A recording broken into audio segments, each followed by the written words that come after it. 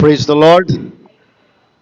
మన ప్రభువును రక్షకుడును అతి త్వరలో రానే యేసుక్రీస్తు వారి యొక్క పరిశుద్ధమైన నామములో మీ అందరికీ శుభములు. I greet you all in the matchless name of Jesus Christ of Nazareth. आप सबको यीशु मसीह के नाम पे शुभकामनाएं. మరి యొక్క పునరుద్ధాన దినము మనందరం దేవుని సన్నిధిలో సజీవులుగా ఉన్నామంటే అది దేవుడు మనకు అనుగ్రహించినటువంటి కృప. దేవుని వాక్యంలోనికి వెళ్లే ముందు ఒక చిన్న ప్రార్థన చేసి ప్రపంచంలో జరుగుతున్నటువంటి పరిస్థితులు, ప్రత్యేకించి యుద్ధ వాతావరణం, అక్కడ ఉన్నటువంటి ప్రజల యొక్క పరిస్థితుల గురించి ప్రార్థన చేసి వాక్యంలోనికి వెళదాం. తండ్రి, మీ కృపను బట్టి వందనాలు అయా. మమ్మల్ని అయితే మీరు సురక్షితముగా, ఎటువంటి మరణ భయం లేకుండా, సంతోషంగా, ఆరోగ్యంగా, సమాధానంగా జీవించడానికి కృపనిచ్చారు తండ్రి. ప్రపంచంలో కొన్ని దేశాల్లో అయా పరిస్థితి లేదు. ఇరాన్, మరి అదేవిధంగా దుబాయ్, అబుదాబి, సౌదీ కంట్రీస్, అదేవిధంగా ఇజ్రాయెల్, మరి అమెరికా, ఈ ప్రాంతాలన్నీ కూడా యుద్ధ వాతావరణంతో ఉన్నాయి. ప్రజలు ఎంతోమంది నాయన మరణిస్తున్నారు, ఎంతోమంది సమస్తము కోల్పోతున్నారు ప్రభువా. మరి ఏమీ తెలియని వారు కూడా, ఏమీ సంబంధం లేకపోయినా కూడా వారు ఎంతో మరణ భయంతో జీవిస్తున్నారు. వారందరి కొరకు ప్రార్థిస్తున్నాం, వారికి సహాయం చేయండి. అదేవిధంగా నాయన, మరి నీ యొక్క రాకడకు సూచనగా ఇవి జరుగుతున్నవని వాక్యానుసారంగా మేము నమ్ముచు మీ చిత్తానికి లోబడుతూ యేసుక్రీస్తు నామమున ప్రార్థిస్తున్నాం తండ్రి. ఆమెన్. ఆమెన్.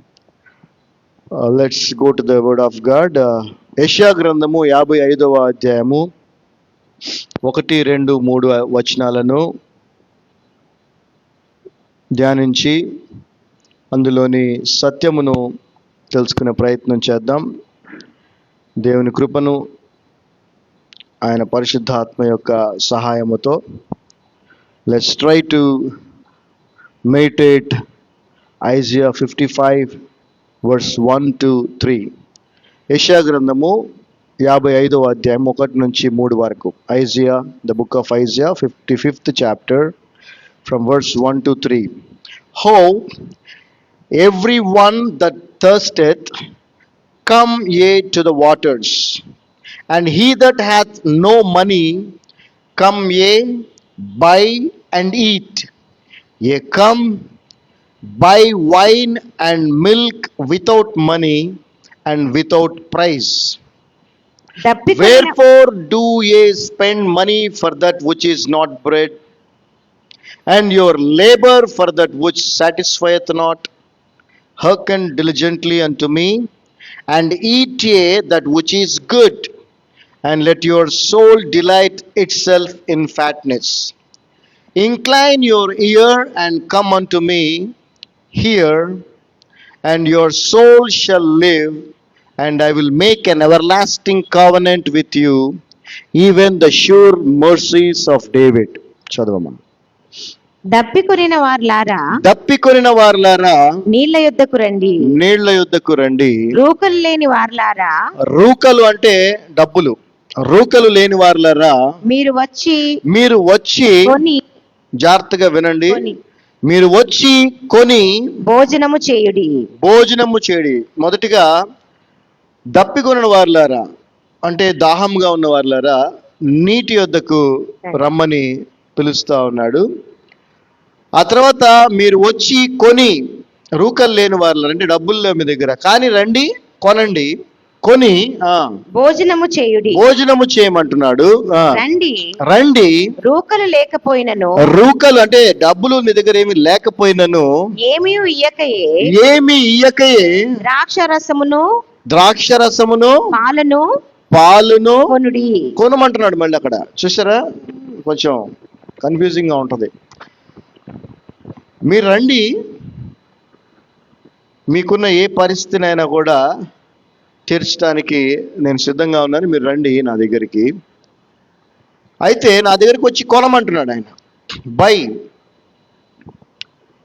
కొని భోజనము చేయుడి.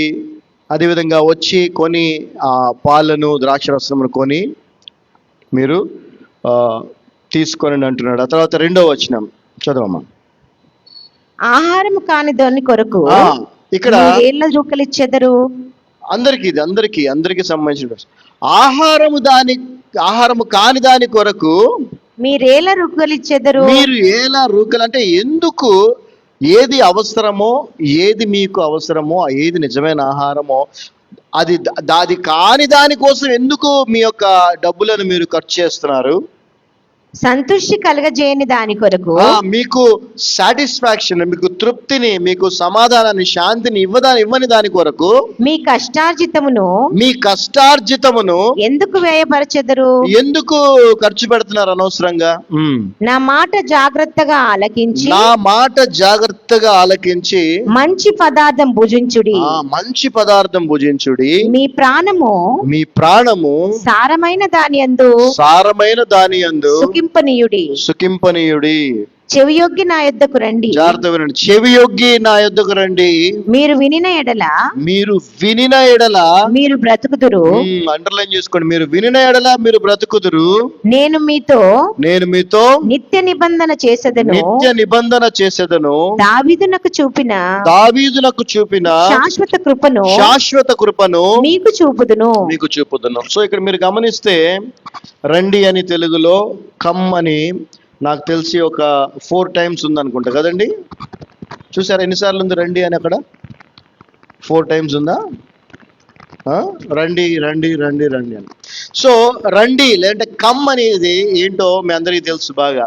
It's a common form of invitation. ఏమండి, అంతేనా? It's a common form of invitation కదా. రండి, ప్లీజ్ కమ్ అంటాం కదా, అంటే ఇన్విటేషన్. ఓకే, అయితే ఈ కమ్ అనే వర్డే, ఆ వర్డ్ని, ఆ యొక్క మాటని పలికిన వ్యక్తిని బట్టి దాని అర్థం కూడా మారుతుంది. ఒక కమాండర్ ఉన్నాడు అనుకోండి, ఆర్మీ కమాండర్, అతను కమ్ అన్నాడు అనుకోండి, అదేంటది? కమాండ్ అది, అంతే కదా. మనం కమ్ అంటే చెప్పాలి ఏంటి? మనం కమ్ అంటే ఇన్విటేషన్, రైట్? ఆర్మీ కమాండర్ అంటే కమాండ్, అది ఆజ్ఞ, అంతే, ఆర్డర్, అంతే. మరి దేవుడు అంటే మీరే ఆలోచించుకోవాలి. కమ్మని దేవుడు అన్నాడంటే ఏంటది? అఫ్ కోర్స్ ఇన్విటేషన్ కూడా, at the same time order and commandment కూడా. సో మనము ఆ పిలిచిన వ్యక్తిని బట్టి దానికి మనం రెస్పాండ్ అవుతూ ఉంటాం కదండి. చాలామంది మనల్ని పిలుస్తూ ఉంటారు. ఏదైనా షాపింగ్ సెంటర్కి వెళ్తే, ఏరియాకి వెళ్తే, ఆ షాప్ బయట నుంచొని, లేడీస్కి బాగా తెలుసు కదా, రండి రండి రండి పిలుస్తూ ఉంటారు. కానీ అన్ని షాపుల్లోకి వెళ్తారా మీరు? వెళ్ళరుగా కదా, మీకు నచ్చిన షాప్కే వెళ్తారు. సో కానీ పిలిచిన వ్యక్తి యొక్క ప్రాధాన్యతను బట్టి మనం అయితే నా కజిన్స్ చాలామంది అందరూ అమెరికా, ఆస్ట్రేలియాలో ఉన్నారు. ఆస్ట్రేలియాలో ఉన్న ఒక కజిన్ యొక్క భార్య, అంటే నాకు అక్క అవుతుంది, ఆమె కజిన్కి ప్రెసిడెన్షియల్ అవార్డు ఒకటి వచ్చింది కొన్ని సంవత్సరాల క్రితం. అయితే ఇన్విటేషన్ వస్తుంది కదా, ఎక్కడి నుంచి వస్తుంది? ద ఆఫీస్ ఆఫ్ ప్రెసిడెంట్ నుంచి వస్తుంది ఇన్విటేషన్. ఏంటండి? ఆఫీస్ ఆఫ్ ప్రెసిడెంట్స్ అంటే ఏమంటారు ఆయన? ప్రెసిడెంట్ అంటే కాదు, ప్రెసిడెంట్ అమ్మా, అధ్యక్షుడు. ప్రైమ్ మినిస్టర్ అంటే ప్రధానమంత్రి, ప్రెసిడెంట్ అంటే అధ్యక్షుడు. సో భారతదేశ అధ్యక్షుని యొక్క ఆఫీస్ నుంచి ఇన్విటేషన్ వచ్చిందంటే దానికి ఎంతో కదా. సో మా కజిన్ వాళ్ళ వైఫ్ ఆస్ట్రేలియా నుంచి వచ్చి ఆ యొక్క ఆ అవార్డు ఇచ్చే కార్యక్రమంలో పాల్గొని మళ్ళీ వెళ్ళింది ఆస్ట్రేలియాకి. ఎందుకు ఈ విషయం చెప్పానంటే, ఆ పిలిచిన వ్యక్తి యొక్క స్థాయిని బట్టి మరి అక్కడ ఉండటం ఎంతో ప్రివిలేజ్ కదా. ఆ ప్లేస్లో ఉండి వాళ్ళ కజిన్కి అవార్డు ఆయన ఇస్తుంటే చూడటం. సో అలా. సో చాలాసార్లు ఇక్కడ మా కజిన్స్ కొంతమంది పెళ్ళిళ్ళు కూడా అవుతూ ఉంటే వాటికి రాలేకపోవచ్చు కదా. అంటే ప్రయారిటీ దేనికి ఇస్తామనంటే చెప్పండి, పిలిచిన వ్యక్తిని బట్టి, ఆ యొక్క మనం వెళ్ళాల్సి ఆ ప్రదేశాన్ని బట్టి కదా. సో ఇక్కడ పిలుస్తున్నది ఎవరు అనంటే సృష్టికర్త అయినటువంటి దేవుడు. ఆయన పిలుస్తున్నాడు. అయితే ఇక్కడ కొంత కన్ఫ్యూజన్ లాగా ఉంటుంది మీకు. అయితే ఆ కన్ఫ్యూజన్ని క్లియర్ చేయటమే ఈ వాక్యం యొక్క రెవల్యూషన్. దాన్ని ఏ విధంగా దేవుడు చేశాడు. ఆయన ఏమంటున్నాడంటే, మీకు దాహముగా ఉందా, మీరు నీళ్ళ దగ్గరికి రండి, వచ్చి ఏం చేయాలంట? Come to the waters and he that hath no money. మీ దగ్గర డబ్బులేమి లేవు, మీ దగ్గర ఏమి వెచ్చించడానికి ఇవ్వడానికి ఏమీ లేవు. కమ్ ఏ బై, కానీ వచ్చి కొనమంటున్నాడు. మళ్ళీ మీ దగ్గర డబ్బులు లేవు కానీ వచ్చి కొనండి. అరే డబ్బులు లేకపోయినా రండి అంటున్నాడు, వచ్చి మళ్ళీ ఏమంటున్నాడు ఇక్కడ? కొనమంటున్నాడు. ఇది ఎట్లా సాధ్యం? వస్తాం బాగానే ఉంది, మీ దగ్గర రూకలు లేకపోయినా వచ్చి కొనండి, వచ్చి కొని భోజనము చేయండి అంటున్నాడు. ఆ తర్వాత బై, మళ్ళీ కొనమంటున్నాడు. ఏంటి? Wine and milk. అయితే వైన్ అనేది మనకి దేనికి సాదృశ్యంగా ఉందో మనందరికీ బాగా తెలుసు. దేనికి సాదృశ్యం అండి వైన్ అనేది? చెప్పాలి. యేసుక్రీస్తు ప్రభువు మనందరి కొరకు చిందించిన రక్తము. సో మిల్క్ అనేది కూడా దేనికి సాదృశ్యంగా ఉందో మనందరికీ బాగా తెలుసు.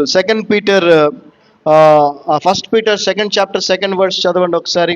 ఎందుకంటే తెలియాలి. Old testament and new testament are the original and the shadow of one image. ఒకే ఒక దేవుడైనటువంటి యేసుక్రీస్తు ప్రభువుకి నిజ స్వరూపము, అదేవిధంగా నీడగా ఉన్నాయి ఈ రెండు.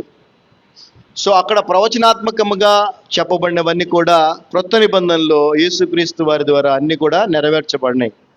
చదవండి ఫస్ట్ పీటర్. క్రొత్తగా జన్మించిన శిశువులను పోలిన వారై నిర్మలమైన వాక్యమును పాల వలన చాలు అక్కడ పాయింట్ మీకు కావాల్సి అంటే నిర్మలమైన వాక్యమును పాలవలన. అంటే పాలంటే ఏంటి చెప్పాలి? ఏంటి పాలంటే? వాక్యమే. నిర్మలమైన పాల వంటి వాక్యం. వైన్ అంటే కూడా మనందరికీ తెలుసు, కాబట్టి అయినా కూడా ఒకసారి చదువుదాము. మత్తయి సువార్త 26వ అధ్యాయము 26, 27, 28 చదవండి. మాథ్యూ గాస్పెల్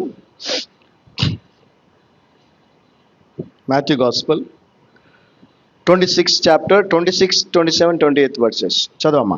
వారు భోజనము చేయుచుండగా యేసు ఒక రొట్టె పట్టుకొని దానిని ఆశీర్వదించి విరచి తన శిష్యులకు ఇచ్చి, మీరు తీసుకొని తినుడి, ఇది నా శరీరం అని చెప్పెను. మరియు ఆయన గిన్నె పట్టుకొని కృతజ్ఞతాస్తులు చెల్లించి వారికి ఇచ్చి, దీనిలోనిది మీరందరూ త్రాగుడి, ఇది నా రక్తము. చూసారా వైన్ గురించి? దీనిలోని మీరందరూ తాగుడి, ఇది నా రక్తము అనగా పాప క్షమాపణ నిమిత్తము అనేకుల కొరకు చిందించబడుచున్న నిబంధన రక్తము. అంటే ఇక్కడ యెషయా ప్రవక్త చెప్తున్న మాట ఏంటంటే, యెషయా ప్రవక్త ద్వారా దేవుడు చెప్తున్న మాట ఏంటంటే, రండి, మీ దగ్గర ఏమీ లేకపోయినా, డబ్బులు లేకపోయినా, రూకలు లేకపోయినా రండి, కానీ వచ్చి ఇవి కొనుక్కోండి అంటున్నాడు. కొనుక్కోవటం ఏంటి? ఉచితంగా కదా ఇవన్నీ ఇచ్చే దేవుడు. రక్షణ ఉచితం కదా? ఉచితమేనా? ఫ్రీయే కదా సాల్వేషన్? వాక్యం కూడా ఫ్రీయేనా లేదా కొనుక్కోవాలా? చెప్పండి. ఫ్రీయే, కానీ మరి కొనుక్కోమంటున్నాడు కదా. సో అదే మనం తెలుసుకుందాం ఈరోజున. హల్లెలూయా. సో మళ్ళీ ఇంకొకసారి మీ అందరికీ స్పష్టముగా అర్థం అవ్వాలని చెప్తా ఉన్నాను. ఇక్కడ పిలుస్తున్నది సృష్టికర్త అయినటువంటి దేవుడు, ఆయనే యేసుక్రీస్తు ప్రభు. ఆయన పిలుపుకి లోబడినట్లయితే మన జీవితాలు బాగుపడతాయి. ఆయన దప్పికొనిన వారులారా అంటున్నాడు. దప్పికొన్న వారు అంటే దాహంగా ఉన్నవాళ్ళు. దాహంగా ఉన్నవాళ్ళు ఎక్కడికి వెళ్తారండి? వాటర్ ఎక్కడుంటే అక్కడికి వెళ్తారు కదా. ఇప్పుడు బయట అయితే అంటే ఒకప్పుడు మనకి ఫ్రీగా దొరికేవన్నీ కూడా ఇప్పుడు కొనుక్కోవాల్సిందే కదా. దాహంగా ఉంటే వాటర్ బాటిల్ కొనుక్కొని తాగాలి. అయితే ఈయన మాట్లాడుతున్న దాహం ఏంటంటే, ఇది ఆత్మీయ దాహం. అంటే పాపముతో లేదంటే కష్టాలతో, ఇబ్బందులతో ఉన్నటువంటి జీవితం అని అనుకోవచ్చు ఒక రకంగా. మీకు ఎన్నో బాధలు ఉన్నాయి, ఇబ్బందులు ఉన్నాయి, కష్టాలు ఉన్నాయి. సో అవి తీరాలి, అవి పోవాలి అని అంటే సొల్యూషన్ నా దగ్గర ఉంది, మీరు రండి అని ఆయన పిలుస్తున్నాడు. అయితే ఆయన పిలుపులో ఒక కండిషన్ ఉంది. మీ దగ్గర డబ్బులు లేకపోయినా పర్లేదు రండి, కానీ వచ్చి కొని మీరు తీసుకొని వెళ్ళండి. సో ఈ కొనటము రావటము ఏంటి? డబ్బులు లేకుండా ఎలా కొనగలం? యాక్చువల్గా ఉచితంగా కదా ఆయన ఇచ్చేది అనేటువంటి విషయాన్ని మనం తెలుసుకోవాలి అంటే we have to go to mark gospel 2nd chapter. Mark సువార్త 2వ అధ్యాయానికి వెళదాం. How is it related to our salvation which is free? How it is related to our eternal covenant, new covenant, and how it is related to get everything we need. మనకు కావాల్సినవన్నీ పొందుకోవటానికి, మనకు కావాల్సినవన్నీ కూడా ఉచితంగా పొందుకోవటానికి ఆయన సన్నిధికి రావటం అనేది ఎంత అవసరమో తెలుసుకోవాల్సినటువంటి విషయం. ఎందుకంటే చాలామంది ప్రభువు పిలుస్తున్నాడనే విషయాన్ని మర్చిపోతున్నారు.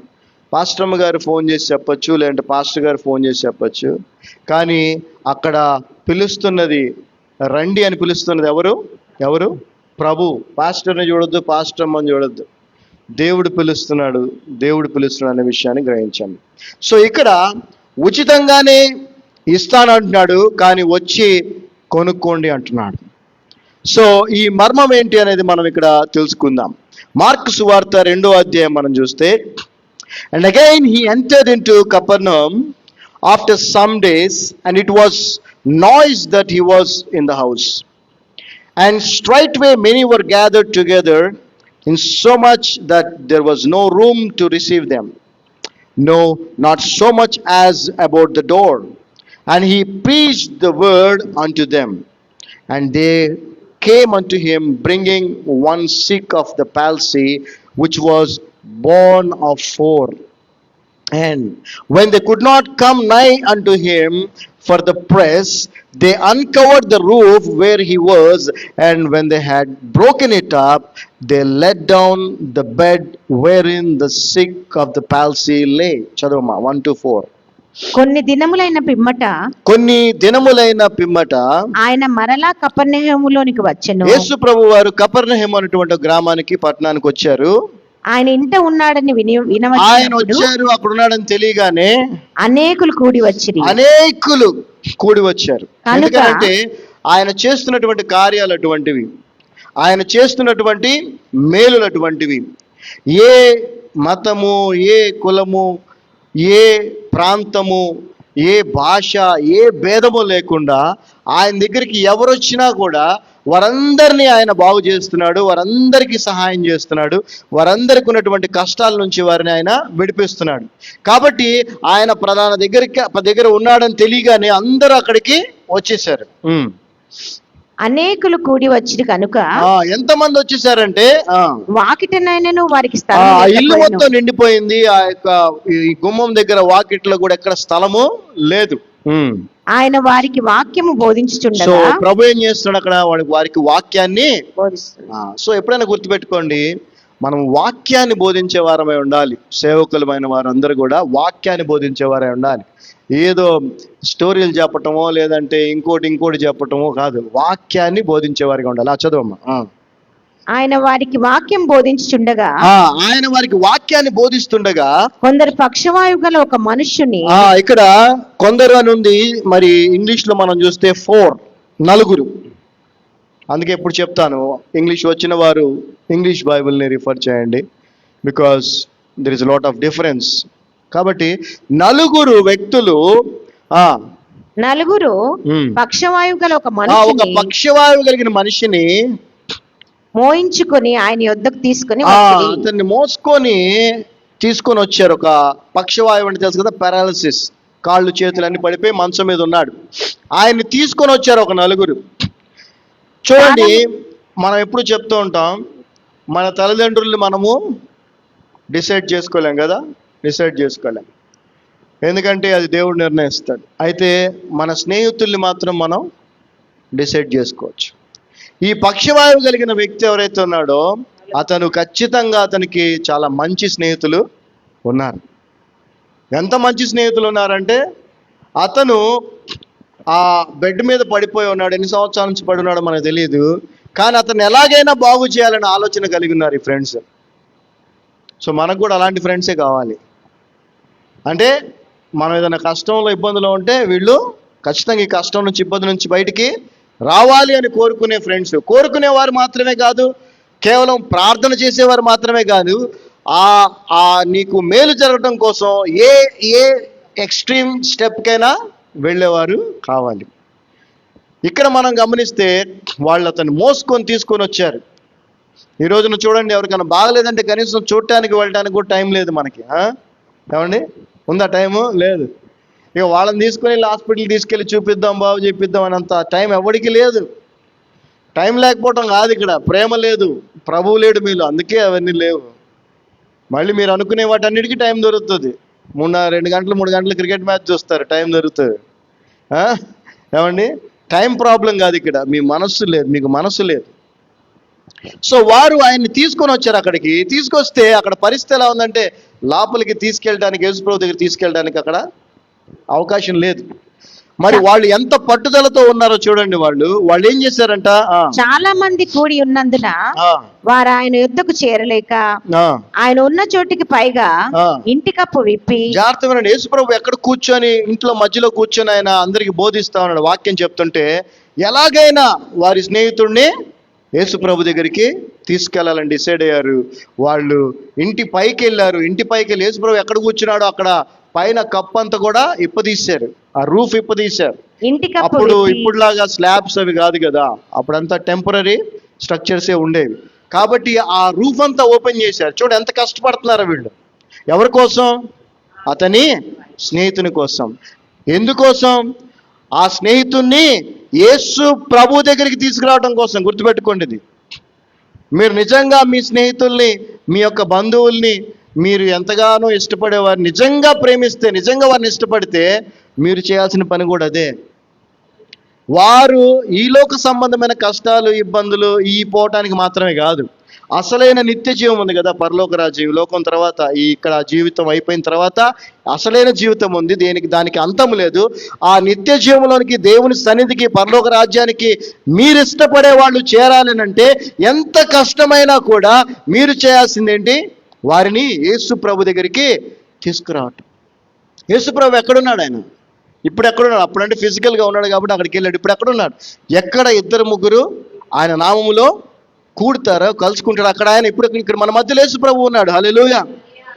సో యేసు ప్రభు దగ్గరికి నువ్వు ఎవరినన్నా తీసుకువచ్చావు అనంటే నువ్వే ఆ వ్యక్తికి ప్రపంచంలో అత్యంత ఎక్కువగా ప్రేమించే వ్యక్తివి నువ్వు, ఇంకెవరు కాదు. ఆ వ్యక్తిని వేరే వాళ్ళు, వాళ్ళ సొంత వాళ్ళు లేదంటే దగ్గర వాళ్ళు అనేక ప్రదేశాలకు తీసుకెళ్ళొచ్చు, ఎంతో మంది దగ్గరికి తీసుకెళ్ళొచ్చేమో, కానీ వాళ్ళని తీసుకెళ్ళి 5 స్టార్ హోటల్లో భోజనం పెట్టించొచ్చేమో, లేకపోతే బంగారం షాపు తీసుకెళ్ళి ఒక డైమండ్ నెక్లెస్ కొనిచ్చొచ్చేమో, దానికంటే గొప్ప పని, లేదంటే దానికంటే అసలు అంటే పోల్చలేనటువంటి గొప్ప పని నువ్వు చేసినట్టు. హల్లెలూయా. ఎందుకంటే యేసు ప్రభు దగ్గర నీకు సమస్తము దొరుకుతాయి. సో వారు ఆ విధంగా అతన్ని తీసుకొని వచ్చారు. ఆ కప్పు ఇప్పదీశారు. అరే జనం ఉన్నారు కదా, వెళ్ళిపోవాలి. ఆ కప్పు ఇప్పదీసి ఆ పై నుంచి యేసు ప్రభు ఎక్కడున్నాడు సందు చేసి పక్షవాయువు గల వానిని పరుపుతోనే దింపిరి. పరుపుతో ఏం చేశారండి? అలాగే జాగ్రత్తగా స్లోగా అక్కడ దింపారు, యేసు ప్రభు దగ్గర దింపారు. ఇప్పుడు యేసు ప్రభుకి ముందే తెలియదా? మీరు చెప్పండి. యేసు ప్రభుకి అన్ని ముందే తెలుసా? తెలియదా? తెలుసు. వాళ్ళు బయట వచ్చున్నారని, ఆయనకు అంటే వీళ్ళెంతో నమ్మకంతో వచ్చారు నా దగ్గరికి, అతను తీసుకురావాలని. వాళ్ళ కోసం రాలా, వాళ్ళు అతని కోసం తీసుకొని వచ్చారు. తర్వాత వాళ్ళు పైకి ఎక్కి కప్పు ఇప్పదీస్తా ఉన్నప్పుడు తెలీదా? మామూలుగా అందరికీ తెలుసు. కానీ యేసు ప్రభు వారు అక్కడ వేచి ఉండటానికి కారణం ఏంటంటే, వీళ్ళు ఖచ్చితంగా నన్ను రీచ్ అయ్యే వరకు ప్రయత్నం చేస్తారా, లేదా మధ్యలోనే ఆగిపోతారా? ఈరోజు చూడండి, సంఘంలో మన వాళ్ళు ఎంతమంది లేరు? ఉన్నారండి? లేరు కదా. పేర్లు చెప్తే మళ్ళీ ఎందుకులే, లైవ్లో ఫీల్ అవుతారు. ఎవరు లేరు, వాళ్ళు ఎవరు రాలా ఈరోజు. మరి వాళ్ళని పిలిచింది ఎవరు? రమ్మని పిలిచింది ఎవరు? దేవుడు. ఆయన సన్నిధికి రమ్మని పిలుస్తుంది ఎవరు? దేవుడు. రాలా, చాలామంది రాలా. అంటే దయచేసి అర్థం చేసుకోండి, ఎంత అజ్ఞానములో విశ్వాసులుగా క్రైస్తవులుగా చెప్పబడే వాళ్ళు ఉన్నారు. ఎక్కడ 2-3 కూడుకుంటారో అక్కడ నేను ఉంటాను అని చెప్పాడు, నా దగ్గరికి రండి అని చెప్పాడు, కానీ రావట్లా. సో ఇక్కడ వాళ్ళు ఎంత కష్టపడి ఆ వ్యక్తిని తీసుకొచ్చి ప్రభు దగ్గర పాదాల దగ్గర పెట్టారో చూడండి. అప్పుడు యేసు ప్రభు వారు 5వ వచనం జాగ్రత్తగా వినండి. When Jesus saw their faith, యేసు ప్రభు ఏం చేశాడండి? యేసు వారి విశ్వాసమును చూసి, ఇప్పుడు జాగ్రత్తగా అర్థం చేసుకోండి ఈ పాయింట్ని. వాళ్ళు ఎంత కష్టపడి ఆ వ్యక్తిని అక్కడికి తీసుకొచ్చారో, ఆ పైకప్పిప్పి దింపారో, మిగిలిన వాళ్ళందరూ కూడా చూసుంటారు కదా. వాళ్ళందరూ ఏం చూసుంటారంటే, అరే ఎంత కష్టపడి అతన్ని ఇక్కడికి తీసుకొచ్చారు అని కదా ఎవరైనా చూసేది. కానీ యేసు ప్రభు వారు అలా చూడట్లేదు. ఆ కష్టాన్ని ఆయన ఏ విధంగా చూస్తున్నాడు? విశ్వాసముగా చూస్తున్నాడు. చెప్పండి, ఏ విధంగా చూస్తున్నాడు? విశ్వాసము. So coming to the lord, జాగ్రత్తగా వినండి, coming to the presence of the lord is the currency of faith. అది ప్రభువు దగ్గరికి రావటం అనేది ఏదైతే ఉన్నదో అది విశ్వాసము యొక్క విలువైన విశ్వాసం అని చెప్పచ్చు. సో యేసు ప్రభు వాళ్ళ దగ్గర ఏం చూశాడు? చెప్పాలి, ఏం చూశారు? వాళ్ళు డబ్బులు తీసుకొచ్చారా? తీసుకురాలా. వాళ్ళు ఏమైనా ఆఫర్ చేశారా అక్కడ? లేదంటే ఏదన్నా ఇద్దామనుకున్నారా? లేదంటే ఏదన్నా? కాదు. వాళ్ళు ఎంతో కష్టపడి దేవుని సన్నిధికి వచ్చారు, ప్రభు దగ్గరికి వచ్చారు. దానిని ప్రభువు ఏం చేశాడు? ఎలా చూశాడు? విశ్వాసముగా చూశాడు. సో దేవుని సన్నిధికి రావటం అనేది విశ్వాసము. ఏంటంటే చెప్పండి అందరూ. విశ్వాసము లేకుండా ఎవరు దేవుని చూడలేరని వాక్యము చెప్తా ఉంది. క్రియలు లేని విశ్వాసము మృతము అని కూడా వాక్యము చెప్తా ఉంది. మొట్టమొదటి విశ్వాస సంబంధమైన క్రియ ఏదైనా ఉంది అని అంటే అదేంటి? చెప్పండి. దేవుని దగ్గరికి రావటమే. రండి అనే పదాన్ని మనం ఇందాక చూసాం కదా. కమ్ అని అక్కడ 4 సార్లు చూసాం కదా. బైబిల్లో ఆల్మోస్ట్ 800 to 900 టైమ్స్ పాత నిబంధనలో మరియు కొత్త నిబంధనలో ప్రభువు రండి రండి అని పిలవటం మనం చూస్తాం. కానీ దానికి మనం ఇంపార్టెన్స్ ఇస్తున్నామంటే ఇవ్వట్లేదు. అదే ప్రాబ్లం. అక్కడ మనం రాము. అయితే వీళ్ళు ఎంత కష్టపడి ఆ వ్యక్తిని తీసుకొని వచ్చారో ఆ కష్టాన్ని ప్రభువు విశ్వాసముగా చూశాడు. చూసి ఆయన చేసింది. ఆ వ్యక్తిని ఎందుకు తీసుకొచ్చారు? వీళ్ళు ఎందుకు తీసుకొచ్చారు చెప్పాలి. ఆ ఆరోగ్యము బాగోవాలి, నడవాలి, కాళ్ళు చేతులు పని చేయాలని తీసుకొచ్చారు. కానీ యేసు ప్రభు ఏం చేశాడో చూడండి. మొదటిగా, when Jesus saw their faith, he said unto the sick of the palsy, son, thy sins be forgiven thee. Hallelujah. యేసు వారి విశ్వాసము చూచి, కుమారుడా నీ పాపములు క్షమింపబడి ఉన్నవని పక్షవాయువు గలవానితో చెప్పెను. హల్లెలూయా. చూసారా? సో చూడండి, అక్కడ మనం చదివాం కదా ఐజా 55:1లో మీరు వచ్చి కొనమన్నాడు కదా. ఏమేం కొనమన్నాడు? ద్రాక్షరసము, వైన్ అండ్ మిల్క్. వైన్ అంటే ఏంటి? నూతన నిబంధన, రక్తముతో చేయబడిన నిబంధన. దాని ద్వారానే మనకి రక్షణ. సో ఆ వ్యక్తి వచ్చాడు, వచ్చిన పర్పస్ వేరు, తీసుకొచ్చిన పర్పస్ వేరు, కానీ ప్రభువు చేసిన కార్యం మొదటిది వేరు. సో దయచేసి గుర్తుపెట్టుకోండి, మన జీవితాల్లో మనం ఎప్పుడు కూడా లోక సంబంధమైన, శరీర సంబంధమైన మనకున్న కష్టం పోవాలని ప్రభు దగ్గరికి వస్తాం కదా. కానీ ప్రభు ప్రయారిటీ ఏంటంటే నువ్వు ముందు రక్షించబడటం, ముందు నీ పాపములు క్షమించబడటం, ముందు నువ్వు పరలోక రాజ్యానికి అర్హురాలివి అవటం. సో దేవుని మందిరానికి వచ్చినప్పుడు, దేవుని సన్నిధికి వచ్చినప్పుడు మొదటిగా ఆయన చేసే పని ఏంటంటే నీ పాపములను క్షమిస్తాడు. అది మాత్రమే కాదు, ఆ తర్వాత మనం చూసినట్లయితే 9వ వచనంకి వచ్చినట్లయితే 11th వర్స్కి వెళ్ళిపోతుంది. ఎందుకంటే ఇక్కడ మధ్యలో కాన్వర్జేషన్, పాపాలు నువ్వు ఎట్లా క్షమిస్తావు, నీకు అధికారం ఎక్కదని అక్కడ వాళ్ళు అంటారు. సరే, 11వ వచనం మనం చూసినట్లయితే ఆ పాపములను మొదటిగా క్షమించాడు. ఆ తర్వాత ఏమంటున్నాడంటే, I say unto thee arise and take up thy bed and go thy way into thine house. And immediately he arose, took up the bed and went forth before them all, in so much that they were all amazed and glorified God, saying, we never saw it on this fashion. చదవమ్మా. పక్షవాయువు గలవానిని చూచి, పక్షవాయువు గలవాన్ని చూచి, నీవు లేచి నీ పరుపెత్తుకొని ఇంటికి పొమ్మని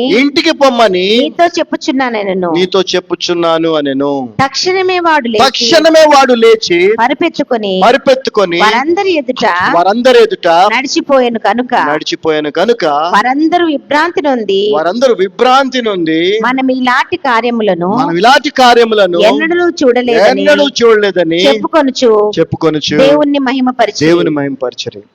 so ఇప్పుడు ఐజా 55:1 ఒకసారి రండి. మళ్ళీ అక్కడ ఏం రాస్తుందో చూశారు కదా, దప్పికొనిన వారులారా నీటి వద్దకు రండి కదా. నీళ్ళ దగ్గరకు వస్తే ఏం జరుగుతుంది? నీళ్ళ దగ్గరకు వస్తే నీళ్ళు తాగితే దాహం తీరుతుంది, అంతే కదా. కానీ ఆ తర్వాత ఆయన ఏమన్నాడు చూడండి అక్కడ, and he that hath no money come ye buy and eat. రూకం లేని వారలారా మీరు వచ్చి కొని భోజనం చేయుడి. చూసారా? సో మీరు వస్తున్నది దేవుని సన్నిధికి దాహముతో, అంటే మీకున్న అవసరత, కష్టము ఏదో పోవాలని. కానీ మీరు వస్తున్నారు చూసారా, మీరు రావటం అనేటువంటి విశ్వాసం అనేది ఉంది చూసారా, అది మీరు దేన్ని కోరుకొని ఇక్కడికి వచ్చారో అది మాత్రమే మీకు ఇవ్వట్లేదు. వాటర్ మాత్రమే ఇవ్వట్లా. ఈట్ అంటే భోజనం అంటే ఫుల్ మీల్స్, అంటే సంపూర్ణమైన రక్షణ కూడా ఇస్తా ఉంది. హల్లెలూయా. అంటే దేవుని సన్నిధికి రావటం, ఆయన పిలుపుకి లోబడి ఆయన సన్నిధికి ప్రాధాన్యత ఇవ్వటం అనేది ఎంత గొప్ప విషయం గుర్తుపెట్టుకోండి. ఎన్నిసార్లు చెప్పినా కానీ దీని యొక్క విషయంలో విశ్వాసులు, సంఘ సభ్యులు ఎంత నిర్లక్ష్యంగా ఉంటున్నారో అంత నిర్లక్ష్యంగా ఉంటున్నారు. It is not an ordinary invitation come అనేది. దేవుడు ఉన్న చోట మనము కూడా ఉండటం అనేది మామూలు విషయం అండి. రేవంత్ రెడ్డితో వెళ్ళి కూర్చుంటారా మీరు? ప్రధానమంత్రి మోదీ గారితో కూర్చోగలరా మీరు వెళ్ళి? కానీ ఇప్పుడు ప్రభుతో, దేవునితో కూర్చున్నాం మనం కలిసి. హల్లెలూయా. అంటే ఆయన ఉచితంగా ఈ అవకాశం ఇస్తున్నాడు కాబట్టి ఆయన చులకన అయిపోయాడు, లెక్క లేకుండా అయిపోయాడు జనానికి. ఎంత బాధాకరమైన విషయం అండి. నేను మోడీనో ఇంకెవరో, రేవంత్ రెడ్డినో ఇంకెవరో పిలిస్తే, అంబానీయో పిలిస్తే రమ్మని, లేదు నాకు కొంచెం పని ఉంది, లేకపోతే నీళ్ళు వస్తున్నాయి పట్టుకోవాలంటారా అండి? కానీ ఇలాంటి కారణాలు చెప్తారు తెలుసా చర్చికి రావడానికి. చుట్టాలు వచ్చారండి, వంట చేస్తాను, అందుకే వాళ్ళ జీవితాలు మారు. దేవుడు, సృష్టికర్త అయిన దేవుడు నిన్ను ఊరికే పిలవట్లేదమ్మా, నీకెన్నో మేలులు చేయాలని పిలుస్తున్నాడు ఆయన. అన్నిటికంటే గొప్ప మేలు నీ పాపములను క్షమించి నీకు రక్షణనివ్వాలని పిలుస్తున్నాడు ఆయన. అదేదో పరలోక రాజ్యంలో కదా, అక్కడ కదా, ఇక్కడే దొరకదు, ఇక్కడ కూడా నీ కష్టాన్ని తీర్చాలని ఆయన కోరుకుంటున్నాడు. నిన్ను స్వస్థపరచాలనుకుంటున్నాడు, నిన్ను బాగు చేయాలనుకుంటున్నాడు, నువ్వు కోరుకున్నది నీకు ఇవ్వాలనుకుంటున్నాడు ఆయన. కానీ విశ్వాసం అనేటువంటి ఆ ధనము లేని బీదలుగా మీరు ఉండిపోతున్నారు. ఆయన సన్నిధికి రావటమే విశ్వాసాన్ని కలిగి ఉండటం, అంటే విశ్వాసం అనే ధనాన్ని కలిగి ఉంటాం. If you have the currency of faith you can by anything. విశ్వాసం అనేటువంటి ఆ ధనము నీ దగ్గర ఉంటే గనక నువ్వు ఏదైనా కొనుక్కోవచ్చు. అంతేకాదు, మనం చూసాం ఆ తర్వాత, come by wine and milk. మీరు వచ్చినట్లయితే నూతన నిబంధన అయినటువంటి నా రక్తమును మీరు పొందుకుంటారు. ఆ రక్తము ద్వారా మీరు రక్షించబడతారు. అంతేకాదు మీకు అవసరమైనటువంటి పాల వంటి మరి ఆ నిర్మలమైనటువంటి వాక్యాన్ని కూడా మీరు ఉచితముగా పొందుకుంటారు. అయితే వాటిని కొనుక్కోవటం అనే దానికి అర్థం ఏంటంటే దేవుని సన్నిధికి రావటం. నీకు రావటానికి ఎన్ని ఇబ్బందులుంటే, ఎంత కష్టముతో నువ్వు వస్తే అంత గొప్ప విశ్వాసం అని అర్థం. నువ్వు చర్చికి వెళ్తావు, దేవుని మందిరానికి వెళ్తావు, దేవుని సన్నిధికి వెళ్తాను అంటే తంతాడన్నాడు అనుకో మీ హస్బెండ్, నువ్వు తన్నిచ్చుకొని కూడా సంఘానికి వచ్చావు, చాలా గొప్ప విశ్వాసం అది. ఎవరన్నా నువ్వు సంఘానికి, నువ్వు చర్చికి వెళ్తే నిన్ను చంపేస్తావనంటే చంపేసినా పర్లేదురా అని చెప్పేసి వచ్చావు అనుకో, అది ఇంకా గొప్ప విశ్వాసం. అలాంటి పరిస్థితి ఎవరికన్నా ఉందండి ఈ రోజున? విశ్వాసుల కంటే ఎవరికి ఆ పరిస్థితి లేదు, అయినా కూడా రావట్లేదు. చూడండి, అసలు వీళ్ళు విశ్వాసులేనా, వీళ్ళు క్రైస్తవులేనా అంటే కాదనే చెప్తాను, నేను కాదనే చెప్తాను. మళ్ళీ వాళ్ళు కోరుకున్నప్పుడు, వాళ్ళకి ఇష్టమైనప్పుడు వస్తారు. అదేవిధంగా వాళ్ళు అనుకున్నవన్నీ జరగాలి మళ్ళీ. అది ఎట్లాగండి? ఎట్లా? ఇప్పుడు ఈసీఎల్కి వెళ్ళాలని మీరు అడిగారు, ఇట్లా స్ట్రైట్కి వెళ్ళండి ఈసీఎల్ వస్తుందని చెప్పాను. అలా కాకుండా మీరు ఇటు పోతే ఈసీఎల్ వస్తుందా? ఇటు వెళ్ళాలి, అటు వెళ్తేనే ఈసీఎల్ వస్తుందండి. ఇటు వెళ్తే ఈసీఎల్ ఎప్పటికీ రాదు. అంటే భూమి గుండ్రంగా ఉంది కాబట్టి మళ్ళీ తిరిగి మళ్ళీ కావాలంటే ఇక్కడికే వస్తారు, కానీ ఈసీఎల్గా మాత్రం వెళ్ళరు. సో దేవుడు చెప్పింది చేస్తే కదా మనకి జరగాల్సింది జరిగేది. ఆయన నిన్నేమి చేయమనట్లా, ఆయన దగ్గరికి రమ్మంటున్నాడు అంతే. నువ్వు ఆయన దగ్గరికి రాకుండా నిన్ను ఆపేది సాతానుడు, గుర్తుపెట్టుకో. ఆ పని కాదు నిన్ను ఆపుతుంది, సాతానుడు ఆపుతున్నాడు ఆ పని రూపంలో. ఆ ఉద్యోగం కాదు ఆపేది నిన్ను, సాతానుడు ఆపుతున్నాడు ఆ ఉద్యోగం రూపంలో. సో దేవుని మందిరానికి వస్తే నువ్వు క్షమించబడతావు, రక్షించబడతావు, పరలోక రాజ్యానికి అర్హత సంపాదించుకుంటావు. దేవుని సన్నిధికి వస్తే నీ యొక్క కష్టము తీర్చబడుతుంది. దేవుని సన్నిధికి వస్తే నువ్వు తృప్తిపరచబడతావు వాక్యము ద్వారా. దేవుని సన్నిధికి వస్తే శుభ నిరీక్షణ నీకు వస్తుంది. ఇవన్నీ రాకుండా సాతానుడు నిన్ను దేవుని సన్నిధికి రాకుండా చేస్తున్నాడు. దేవుని సన్నిధికి రావటమే విశ్వాసం అనేటువంటి ధనము. ఆ విశ్వాసం అనేటువంటి ధనము కనుక నీకున్నట్లయితే దేవుని సన్నిధికి ఎంత కష్టమైనా వస్తావు. ఎంత కష్టపడి దేవుని సన్నిధికి వస్తే అంత ఎక్కువ విశ్వాసం అనే ధనాన్ని నువ్వు కలిగి ఉన్నావని అర్థం. ఆ ధనముతో నువ్వు అన్నీ కొనుక్కోవచ్చు. హల్లెలూయా. ఒకసారి యెషయా గ్రంథము 55వ అధ్యాయము 1లోనే మరలా ఇక్కడ ఈయన నీటి యొద్దకి రండి అని చెప్తున్నాడు కదా. సో ఈ నీరు అనేది ఏంటో కూడా మనం ఒకసారి చూద్దాం. యోహాను సువార్త 4వ అధ్యాయము 14వ వచనం మనం చూస్తే, జాన్ గాస్పల్ ఇప్పుడు చెప్పిన దాన్ని బట్టి మీకు అర్థమై ఉండొచ్చు, బట్ విల్ గో డీటెయిల్గా వెళ్దాం. John gospel 4th chapter 14th verse. But whosoever drinketh of the water that I shall give him shall never thirst. But the water that I shall give him shall be in him and well of water springing up into everlasting life. చదవమ్మా. నేను ఇచ్చు నీళ్లు త్రాగు వాడెప్పుడైనా దప్పికొన్న వాళ్ళు నీళ్ళ యొద్దకు రండి అన్నాడు కదా. ఆ నీళ్ళు ఎక్కడున్నాయంటే ఆయన దగ్గరే ఉన్నాయి. అది పాత నిబంధనలో దప్పికొన్న వాళ్ళ నీ యొద్దకు రండి అంటున్నాడు. ఇక్కడ ఆ నీళ్లు నా దగ్గరే ఉన్నాయి, నా దగ్గరికే రండి అంటున్నాడు.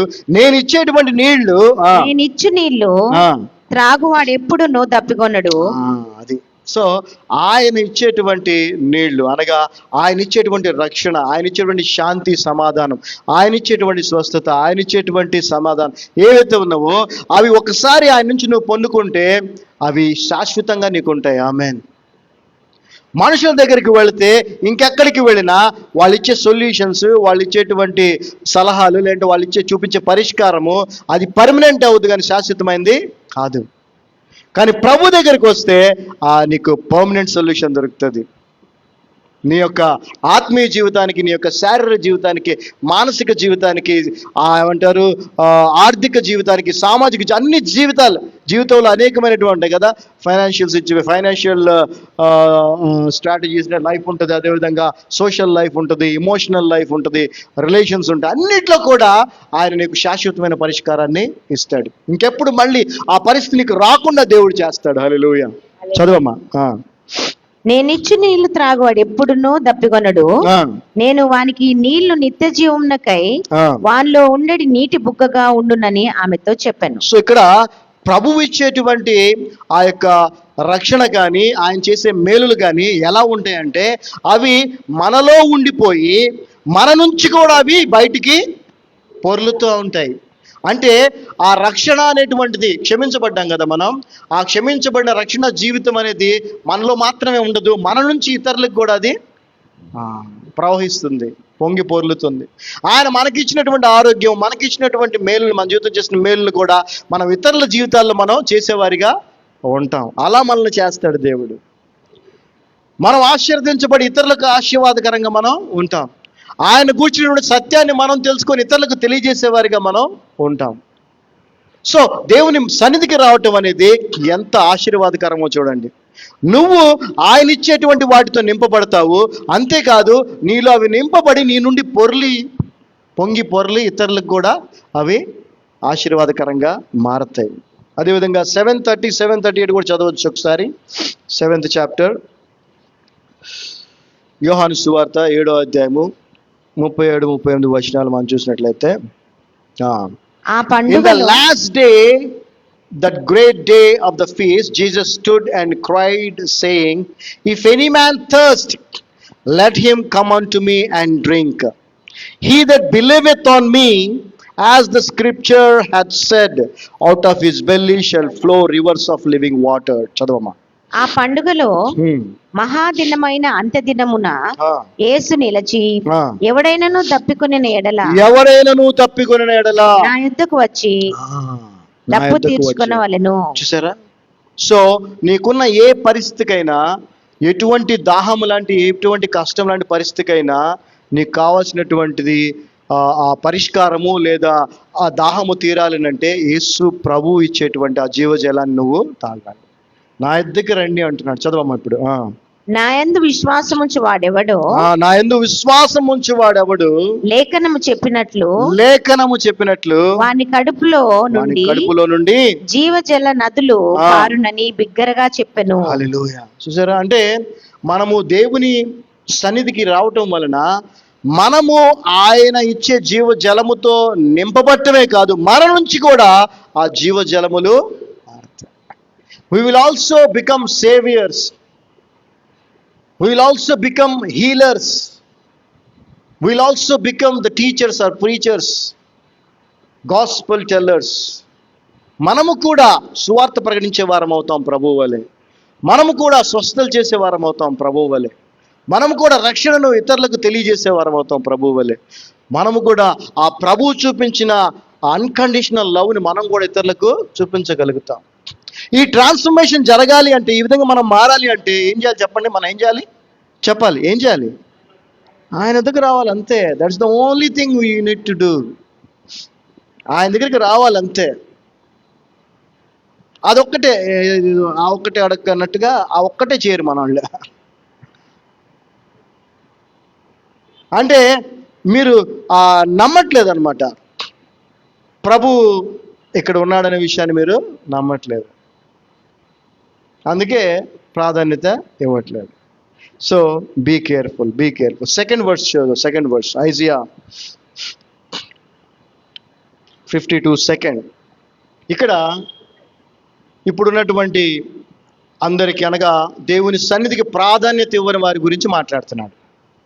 దేవుని సన్నిధికి ప్రాధాన్యత ఇవ్వని వారు, ఆయన పిలిస్తే రాకుండా ఉంటున్నారే, వాళ్ళతో అంటున్నాడు ఏమనంటే, wherefore do you spend money for that which is not bread. ఆహారం కాని దొరకు మీరు ఎర్ర దూకలిచ్చెదరు. సో ఇక్కడ ఇప్పుడు దేవుని సన్నిధికి రాకుండా వేరే పనుల్లో నిమగ్నమై ఉన్నవాళ్ళు, వేరే పనుల్లో నిమగ్నమై ఉన్నవాళ్ళు, వాళ్ళేమి ఖాళీగా ఉంటారండి? ఖాళీగా ఉంటారు. ఇప్పుడు మందిరానికి రావాలని తెలిసి, దేవుడు పిలిచాడు వెళ్ళాలి అని తెలిసి వెళ్తే అక్కడ ఎన్నో ఆశీర్వాదాలు ఉంటాయన్న విషయం తెలిసిన వాళ్ళు రాలేదు అని అంటే వాళ్ళు ఎక్కడ ఉంటారు? జాబ్ చేస్తూ ఉంటారు మహా అయితే, లేదంటే ఇంకేదైనా చేస్తూ ఉంటారు. అది ఎలా చేస్తూ ఉంటారు? అది చేస్తే ఏమొస్తుంది? వాళ్ళకి జీతం వస్తుంది కదా, డబ్బులు వస్తాయి, అంతే కదా, అంతేనా కదా? ఎస్. ఏదైనా ఫంక్షన్ అటెండ్ అవ్వటం ఇట్లాంటివి, వాటి వల్ల ఏమొస్తుంది వాళ్ళకి? లోక సంబంధమైన ఏదో ఒక కొంత మేలు. అయితే అది కాదు అవసరమైంది అంటున్నాడు దేవుడు. అది కాదు అసలైనటువంటి ఆహారం. అది కాదు క్రైస్తవుడిగా, ప్రభువు నమ్మిన బిడ్డగా నీకు కావాల్సింది. అది కాదు. దానికోసం ఎందుకు నీ జీవితాన్ని, నీ నమ్మకాన్ని, విశ్వాసాన్ని దాని మీద పెట్టుకొని ఆ విశ్వాసం, నమ్మకం అనేటువంటి దాన్ని ఎందుకు నువ్వు దుర్వినియోగం చేస్తున్నావు అంటున్నాడు. So it's your choice to be in the presence of the lord or to be in anywhere. కానీ ప్రభు మాత్రం పిలిచాడు. ఇన్విటేషన్ మాత్రమే కాదు, ఆ పిలిచింది సృష్టికర్త అయిన దేవుడు కాబట్టి అది కమాండ్మెంట్ కూడా. అంటే ఖచ్చితంగా దాన్ని మనం అనుసరించాలి, పాటించాలి, రావాలంతే. నేను రానంటాను కుదరదు కదా, కుదురుతుందా? కుదరదు. కానీ అలాగే మేము రాము అని చెప్పి వేరే వాటికి ప్రయారిటీ ఇస్తా ఉన్నారు. సో ఎందుకు మీరు ఆహారం దాని ఆహారం కాని దాని కొరకు ఎందుకు మీరు రూకలు ఇచ్చి మీ కష్టాన్ని, మీ యొక్క జీవితం అనేటువంటి సమయాన్ని ఎందుకు వ్యర్థం చేసుకుంటున్నారు? And your labour for that which is satisfieth not. మీకు తృప్తిని, సంతృష్టి మీకు సంతృష్టిని, తృప్తిని, సాటిస్ఫాక్షన్ ని ఇవ్వని దాని కొరకు మీ కష్టార్జితమును ఎందుకు మీరంతా ప్రయాసపడుతున్నారు? లేబర్ అనే పదానికి ప్రయాస అంటారు. హార్డ్ వర్క్ అంటే కష్టం, కానీ లేబర్ అంటే ప్రయాస అన్నమాట. సో ఈ రోజున అన్యులు అలా ఉన్నారు, ప్రభువుని ఎరగని వాళ్ళు అలా ఉన్నారంటే పర్వాలేదు, కానీ క్రైస్తవులు అని చెప్పుకునే వాళ్ళు కూడా ఏదైతే అవసరము కాదో దాని కొరకు ఎంతో ప్రయాసపడుతున్నారు. ఏదైతే అవసరమో దాన్ని మాత్రం పెద్దగా పట్టించుకోవటం. ఎందుకు ఇలా మీరు చేస్తున్నారు అని ఆయన అంటున్నాడు. హర్కెన్ డిలిజెంట్లీ అంటూ మీ, నేను చెప్పేది శ్రద్ధగా, నా మాట జాగ్రత్తగా వినండి. నేను చెప్పేది జాగ్రత్తగా వినండి. And eat a that is which is good. మంచి పదార్థము ఏది మంచిదో దానిని తినండి అంటున్నాడు. ఏది మంచిదండి? ఏది మంచిది? ఇది వాక్యం అనే జీవాహారమే అన్నిటికంటే శ్రేష్టమైనది, అన్నిటికంటే మంచిది. దేవుడు ఇచ్చినటువంటి వాక్ అన్నిటికంటే శ్రేష్టమైన పదార్థము. మనుషుడు రొట్టె వలన మాత్రమే కాదు, కానీ దేవుని నోటి నుంచి వచ్చే ప్రతి మాట వలన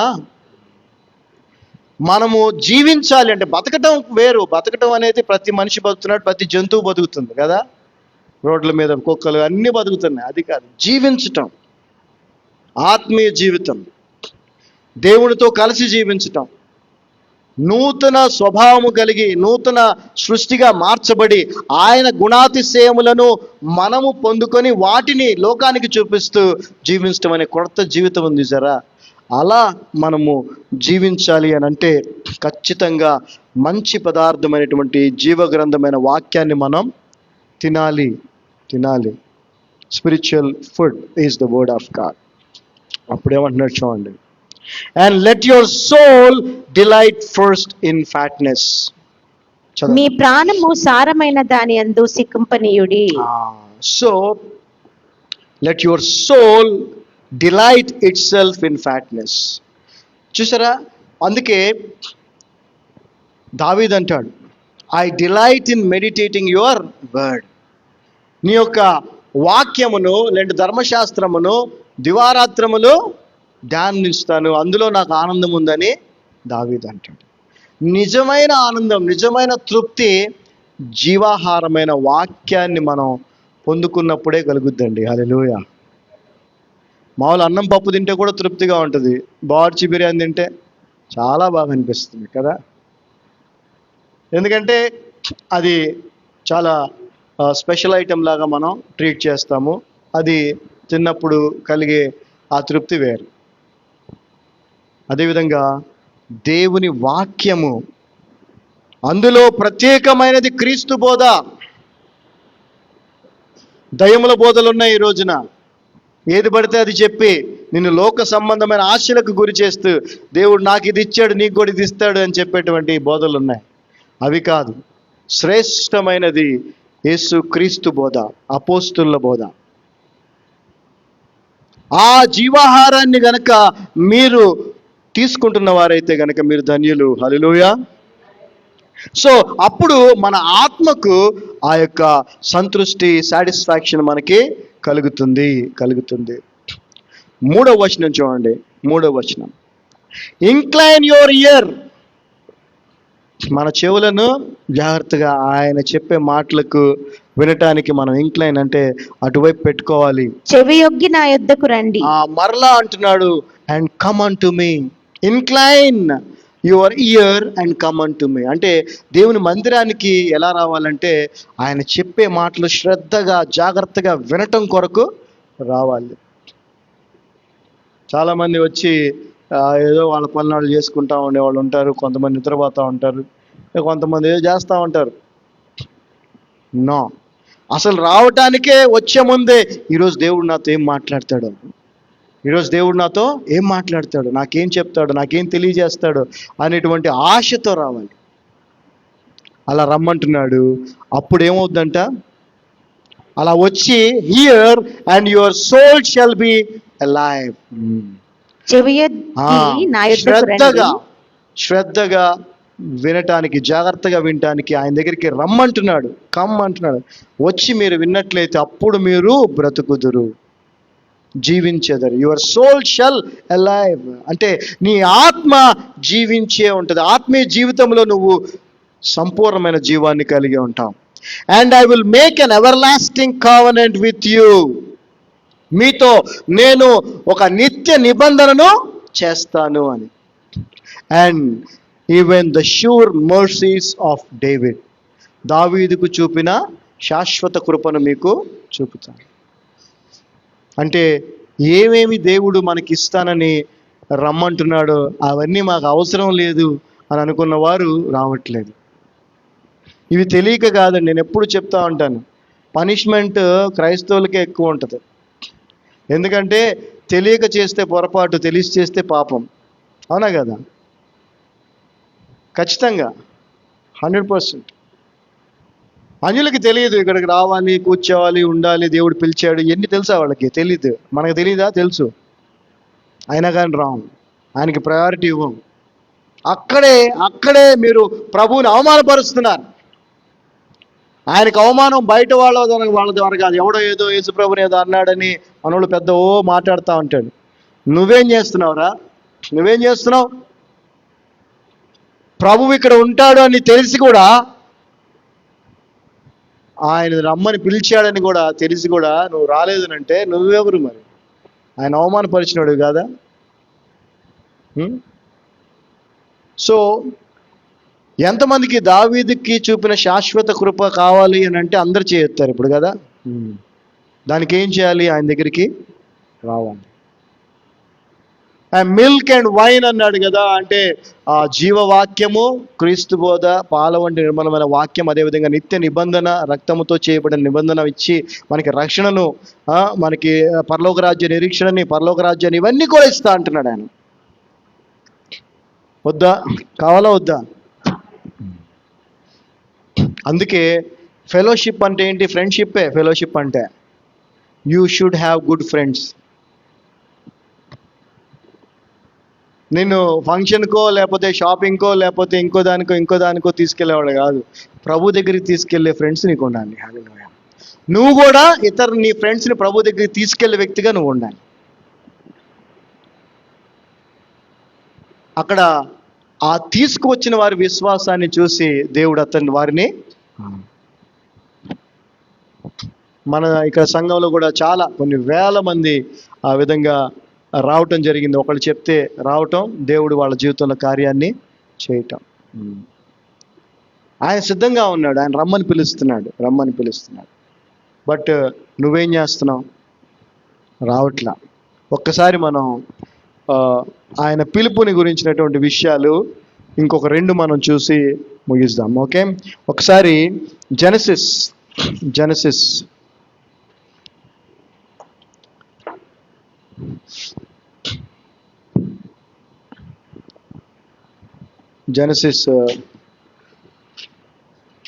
7th chapter.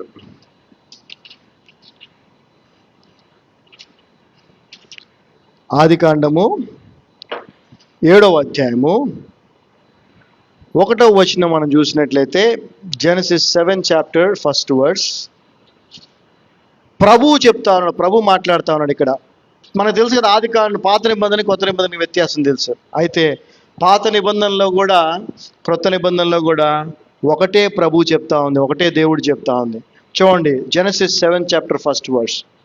And the Lord said unto Noah, నోవాహుతో ప్రభు చెప్తా ఉన్నాడు, come thou all thy house into the ark, for thee have I seen righteous before me in this generation. చదవమ్మా. యెహోవా, ఈ తరము వారిలో నీవే నా ఎదుట నీతిమంతుడివై ఉండుట చూచి తిని గనుక నీవును నీ ఇంటి వారును ఓడలో ప్రవేశించుడి. రండి, ప్రవేశించండి. అండర్లైన్ చేసుకోండి, రౌండ్ అప్ చేసుకోండి. మానవాళి అంతటికీ కూడా ప్రభు, రక్షకుడు, సృష్టికర్త మొట్టమొదట ఇచ్చిన అవకాశం అది. వారి పాపాలు విడిచిపెట్టి నశించిపోకుండా రక్షించబడటానికి ఆయన ఇచ్చిన ఫస్ట్ ఇన్విటేషన్, అంటే ఫస్ట్ కమాండ్మెంట్ అనుకోవచ్చు. ఇక్కడ ఈ మాట నోవాహుకి ఆ ఓడ తయారు చేయమని, దేవుడు చెప్పిన మాటల్ని, సువార్తని అందరికీ చెప్పమని 120 సంవత్సరాలు అయిన తర్వాత ఇక్కడ దేవుడు చెప్తున్న మాట. 120 సంవత్సరాలు దగ్గర దగ్గర నోవాహు ప్రజలందరికీ చెప్తా వచ్చాడు, ఓడ కడతా వచ్చాడు.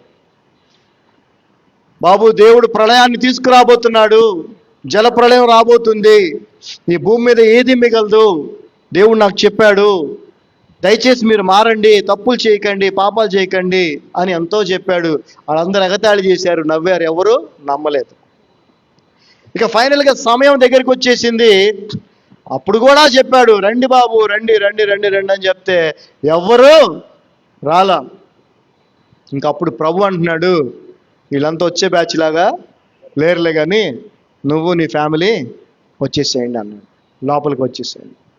వాళ్ళు లోపలికి వెళ్ళారు. ఆ తర్వాత డోర్ క్లోజ్ అయిపోయింది, మనందరికీ బాగా తెలుసు.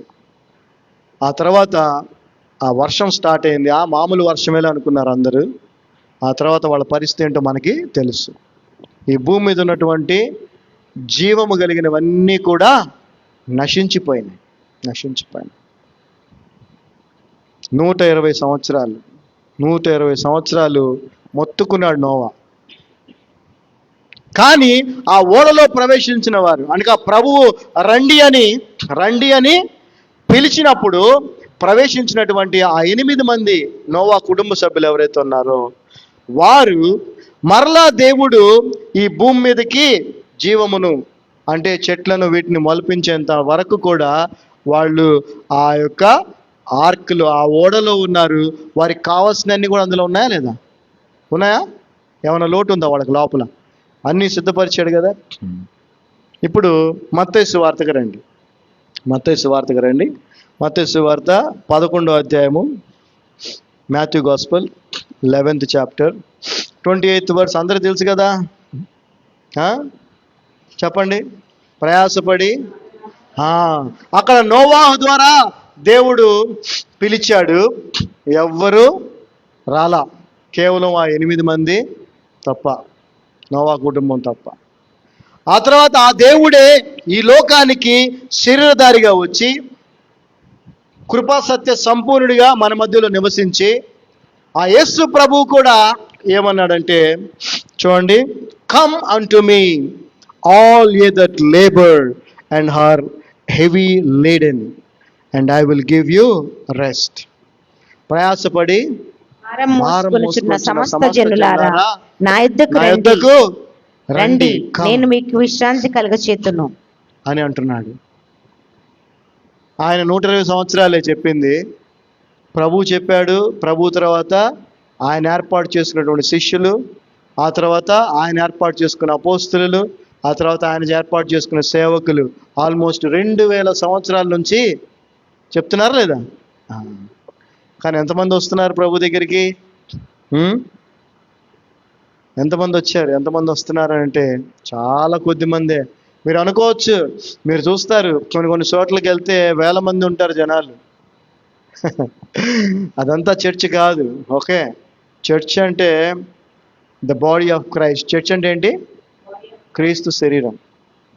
క్రీస్తు శరీరం అంటే ఎవరైతే యేసుక్రీస్తు ప్రభువుని సొంత రక్షకుడిగా అంగీకరించి వారి జీవితాన్ని యేసు ప్రభువుకి సమర్పించుకున్నారో, అంత మాత్రమే కాదు, వారి జీవితాన్ని ఆయన బోధించిన ప్రకారంగా జీవిస్తూ, ఆయన శిష్యులుగా ఆయన చేసిన పనులు చేస్తూ, ఆయన చెప్పిన మాటలే చెప్తూ, ఆయన జీవించినట్టుగానే ఆ శిష్యుల వలె ఎవరైతే జీవిస్తున్నారో వాళ్ళు సంఘం. మిగిలిన వాళ్ళు కాదు, ఏదో ఆదివారం వచ్చి కూర్చొని పోయేవాళ్ళు కాదు. ప్రతిరోజు సిలువ ఎత్తుకొని యేసుక్రీస్తుని వెంబడించేవారే సంఘం. అలాంటి వాళ్ళు చూస్తే ప్రపంచవ్యాప్తంగా చాలా కొద్ది మందే ఉంటారు. ఒక్కో సంఘంలో 100 మంది 1000 మంది ఉండొచ్చు, కానీ అది సంఘం కాదు. గుర్తుపెట్టుకోండి, సంఘం అంటే క్రీస్తు శరీరం. క్రీస్తు శరీరం అనేది ఆషామాషి విషయం కాదు. It is very holy, it is very pure. శనివారం గుడికి వెళ్తారు, అక్కడికి వెళ్తారు, ఆదివారం గుడికి వెళ్ళి ఆ చర్చిలో కూర్చుంటారు. చర్చ్ అంటే అదేలేండి, ఫంక్షన్ హాల్లో ఎక్కడ దగ్గర వెళ్ళి కూర్చుంటారు. అంత సంఘం కాదు. ఈ పోయేవాళ్ళు, నేను లాస్ట్ వీక్ చెప్పాను కదా, లాస్ట్ వీక్ దేవుడు మాట్లాడాడు కదా, 3 major forms of evil. 3 forms of evil. ఒకటేంటి? అందం, బ్యూటీ. రెండోది లై. మూడోది మెనీ. అందరూ పోతున్నారు కదా, మనం కూడా పోదాం. అక్కడ ఎక్కువ మంది వెళ్తున్నారు, అక్కడికే వెళ్దాం. సాధారణ నిన్ను మోసపుచ్చేటువంటి 3 రూపాలే, మోసం చేసే 3 forms of evil. Beautiful ambience ఉంటుంది. అబ్బా, అసలు ఆ డెకరేషన్ అది ఇది చూస్తే, అటొక 20 మంది ఇటొక 20 మంది సేమ్ డ్రెస్లు వేసుకొని పాటలు పాడుతా, సౌండ్ సిస్టమ్ ఒక 3-4 కోట్లు సౌండ్ సిస్టమ్ పెట్టి. ఏం కావాలా? ఇది కావాలి, ఇది కావాలి, ఇది కావాలి. అంబియన్స్ కాదు, అట్రాక్షన్ కాదు, బోధ, క్రీస్తు బోధ కావాలి, వాక్యం కావాలి. ఇక్కడ యేసు ప్రభు వారు కూడా పిలుస్తున్నారు. పాస్టర్ గారు కాదు, పాస్టరమ్మ గారు కాదు పిలుస్తుంది. ఒకవేళ నీ స్నేహితురాలు, నీ స్నేహితుడు కాదు రమ్మంటుంది చర్చికి. ఎవరు రమ్మంటున్నారు? యేసు ప్రభువే నీ స్నేహితురాల ద్వారా, నీ స్నేహితుడి ద్వారా, నీ తల్లిదండ్రుల ద్వారా యేసు ప్రభువే చెప్తున్నాడు. ఎప్పుడైతే నువ్వు ఆ విధంగా నమ్మి నువ్వు వస్తావో, వాళ్ళు ఎలాగైతే ఆ 40 రోజులు ఆ యొక్క ఓడలో సురక్షితముగా ఏ లోటు లేకుండా వారు జీవించి మరలా దేవుడు జీవాన్ని కలుగజేసినప్పుడు అందులో వాళ్ళే కదా ఫస్ట్ ఉంది, ఆ 8 మందే కదా. అలాగే యేసు ప్రభు పిలుపుకి లోబడి ఆయన సన్నిధికి వచ్చి పాపములు క్షమించబడి విశ్వాసముతో ఆయన దగ్గరికి వస్తూ ఆయనతో అంటుకట్టబడి మనం ఉన్నట్లయితే, ఆయన శరీర భాగముగా మనం ఉన్నట్లయితే, ఈ లోకము కూడా నశించిపోబోతుంది కదా. ఆ సమయం వరకు కూడా మనకి ఎటువంటి ఇబ్బంది కలగదు. వారికి ఎలాగైతే ఆ 40 రోజులు వారి అవసరతలు అక్కర్లు తీర్చాడో, ఈ లోకములో మనం అందరం జీవించున్నంత కాలము, మరలా ఆయన రాజ్యాన్ని స్థాపించేంత వరకు కూడా మనకు కూడా ఏ లోటు, ఏ అవసరత తీరకుండా ఉండదు. అన్నీ తీర్చబడతాయి. ఆమేన్. At the same time we will enter into that new kingdom of heaven. ఇంత చక్కటి అష్యూరెన్స్ దేవుడు ఇస్తుంటే, సృష్టికర్త ఇస్తుంటే, ఇచ్చి నిన్ను ఇన్వైట్ చేస్తుంటే నువ్వు దాన్ని లెక్క చేయట్లేదని అంటే నీకంటే దురదృష్టవంతుడు, దౌర్భాగ్యుడు ఇంకొకడు లేడు అని అర్థం. Those who neglect to come to the fellowship. మరలా చెప్తున్నాను చూడండి, coming to the presence of the lord or to the fellowship or to the church, the body of Christ is the currency of faith with which you can buy or get anything. దేవుని సన్నిధికి రావటము అనేటువంటి ఆ విశ్వాసం అనేటువంటి ధనము నీ దగ్గర ఉంటే దాని ద్వారా నువ్వు ఏదైనా కొనుక్కోవచ్చు. నేను అందుకే చెప్తా ఉంటాను, విశ్వాసం అనేది యేసుక్రీస్తు సంతకము చేసిన బ్లాంక్ చెక్ అని చెప్తా ఉంటాను. ఏమండి? యేసుక్రీస్తు సంతకం చేసిన బ్లాంక్ చెక్ విశ్వాసం అంట. ఇక దానికి తిరుగుందండి ఆ చెక్కి. నేను ఇప్పుడు మీ అందరికీ ఒక్కొక్కరికి కోటి రూపాయలు చెక్ నేను ఇచ్చాను అనుకోండి, మీకు నమ్మకం ఉంటుందా? ఛాన్సే లేదు కదా. ఛాన్సే. బ్యాంక్ దాకా కూడా తీసుకెళ్ళరు. అది బ్యాంకులో ఈయన కూడా వేయడు. ఎందుకంటే నేను ఎవరో మీకు తెలుసు కదా. అదే అంబానీ ఇస్తే మీ అందరికి కోటి రూపాయలు చెక్, ఫస్ట్ బ్యాంక్కి వెళ్ళటమే. మిగిలిన అన్ని పక్కన, జాబ్ లేదు, అది లేదు, ఇది లేదు, భర్త లేదు, పిల్లలు లేదు, అంత ముందు ఫస్ట్. ఎందుకంటే ఇచ్చిన వ్యక్తిని బట్టి కదా. మరి ఈ రోజున రండి అని పిలిచి మనకి ఇన్ని వాగ్దానాలు ఇస్తుంది ఎవరు? సృష్టికర్త అయిన దేవుడు యేసు ప్రభు. దీన్ని నమ్మకుండా, రాకుండా, ఆయన చెప్పింది వినకుండా, చేయకుండా ఉండేవాళ్ళు క్రైస్తవులు ఎట్లా అవుతారండి? ఛాన్సే లేదు. Very few. ఇది ఇరుకు మార్గము, దీన్ని కనుగొని వారు కొందరే అన్నాడు ప్రభు. ఇజ్రాయెల్ దగ్గర 20 లక్షల మందిని దేవుడు ఐగుప్తు చెర నుంచి విడిపిస్తే కానాను దేశానికి, వాగ్దాన దేశాన్ని ప్రవేశించింది ఇద్దరే. అప్పుడున్న ఆనవాళి అంతటికి కూడా 120 సంవత్సరాలు సువార్త ప్రకటిస్తే నోవా కుటుంబం తప్ప ఎవరు? ప్రభు అన్నాడు, దేవుని రాజ్యము ఎలా ఉంటుంది, ఆయన రాకడ ఎలా రాబోతుందంటే నోవా కాలంలో ఎలా జరిగిందో అలాగే ఉంటుంది అన్నాడు. So you will be surprised if you go to heaven to see the people whom you never expected and disappointed by not seeing people whom you are expecting. ఒకవేళ మీరు నేను పరలోకానికి కనుక వెళితే ఖచ్చితంగా మనం అనుకోని వారు అక్కడ ఉంటారు, మనం అనుకున్న వాళ్ళు ఎంతోమంది అక్కడ ఉండరు. That will be a surprising place. So ఎందుకంటే వేషధారణ అనేది ఎక్కువైపోయింది, ఈ లోక సంబంధమైనటువంటి బోధలు ఇవన్నీ ఎక్కువైపోయినాయి. కానీ అంత్య దినాల్లో ఇలాగే జరుగుద్దని బైబిల్లో రాయబడింది కాబట్టి అదే జరుగుతూ ఉంది. జనులు హితబోధను సహింపక దురద చెవులు కలవారై తమ స్వకీయ దురాశలకు అనుకూలమైన బోధకులను తమ కోసము పోగు చేసుకొని సత్యమునకు చెవినివ్వక కల్పన కథల వైపు మొగ్గు చూపు కాలము వచ్చుచున్నది అని పౌలు గారు రాశారు. ఈరోజున అదే జరుగుతూ ఉంది. నాలాగా కొంతమంది ఎవరైతే సత్యాన్ని సత్యంగా చెప్తారో అలాంటి వాళ్ళని ఎవరు పెద్దగా ఇష్టపడరు. కల్పనా కథలు అంటే ఏంటి? వాళ్ళు సృష్టించుకున్న స్టోరీలు భలే చెప్తారు. స్టోరీలు బాగా చెప్తారు, కాసేపు నవ్విస్తారు, కాసేపు అది చేస్తారు, ఇది చేస్తారు, అయిపోయారు. ఈ లోక సంబంధమైన ఆశలు కల్పిస్తారు. దేవుడు నాకు ఒకప్పుడు ఏం లేదు, రబ్బర్ చెప్పులు వేసుకొని తిరిగాను, ఇప్పుడు BMW తిరుగుతున్నాను. పాపం పౌలు గారిని దేవుడు దీవించలా. ఏమండి? పౌలు గారిని దేవుడు దీవించలా, ఎందుకంటే ఆయన పెద్ద సేవకుడు కాదు. ఇప్పుడున్న వాళ్ళు చాలా గొప్ప సేవకులు కాబట్టి వీళ్ళని దేవుడు దీవించాడు. ఆయన పెద్ద సేవకుడు కాదుగా పాపం, అందుకే ఆయన పాపం డేరాలు కుట్టుకున్నాడు, అద్దెంట్లో ఉన్నాడు. దయచేసి క్రైస్తవులారా సిగ్గుండాలి మీకు. మీరు బైబిల్ చదువుతున్నారో లేదు తెలియదు, కానీ నేను వార్న్ చేస్తున్నాను, దేవుని పేరిట వార్న్ చేస్తున్నాను. Don't believe on those fables and those attractions గురవబాకండి. అది కాదు ఆశీర్వాదం, అది కానే కాదు, అది లిటరల్గా మోసం. అది నిన్ను వల్ల నీ పొరుగువారిని ప్రేమించని ఆజ్ఞ నువ్వు కనుక పాటిస్తే నువ్వు ధనవంతుడు అయ్యే అవకాశం లేదు. అవుతావా ధనవంతుడివి? కష్టంలో ఉన్న వారికి నువ్వు సహాయం చేస్తూ పోతే నీ దగ్గర ధనం పెరుగుద్దా? పెరగదు, ఎప్పటికీ పెరగదు. పెరుగుతుందంటే దాని అర్థం ఏంటి? నిన్ను వల్ల నీ పొరుగువారిని ప్రేమించని ఒకే ఒక ఆజ్ఞ ఏదైతే నిన్ను పరలోక రాజ్యాన్ని తీసుకెళ్తుందో అది నువ్వు చేయట్లేదని అర్థం. చేయకుండా దాచుకుంటేనే కదా పెరిగేది. దేవుడు నన్ను బహుగా దీవించాడు, మిమ్మల్ని కూడా దీవిస్తాడు. అందరు కలిసి నరకానికి పోతారు. సో జాగ్రత్తగా ఉండండి. Be careful. దేవుడు ఎప్పుడు కూడా మనకు అవసరం లేని ఇస్తానని చెప్పలేదు, మన అక్కర్లు తీరుస్తానని. ఏం చెప్పాడన్నా?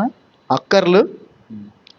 యేసుక్రీస్తు ఆయన్ని పౌలు ఏమంటాడు? నా దేవుడు అంటాడు. నా దేవుడు, my lord, my God will surely fulfil all your needs in his riches.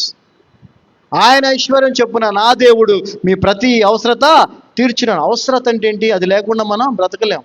అవేంటవి? ఆహారము, వస్త్రము, తల మీద ఒక నీడ. ఇవి లేకుండా ఆయన చేయడు, అవి ఖచ్చితంగా తీరుస్తాడు. అనవసరమైనవని ఎప్పుడు ఇవ్వడు కూడా, ఇస్తే పాడైపోతారు కూడా. హల్లెలూయా, అవునా కాదు? రైట్. So be careful. ప్రభు ఈ రోజున మనందరికీ చెప్పినటువంటి మాట ఏంటంటే ఆయన దగ్గరికి రావటమే, మన దగ్గర ఉన్న విశ్వాసం అనే ధనము. నువ్వెంత కష్టపడి వస్తే అంత గొప్ప విశ్వాసంగా ఆయన దాన్ని చూస్తాడు.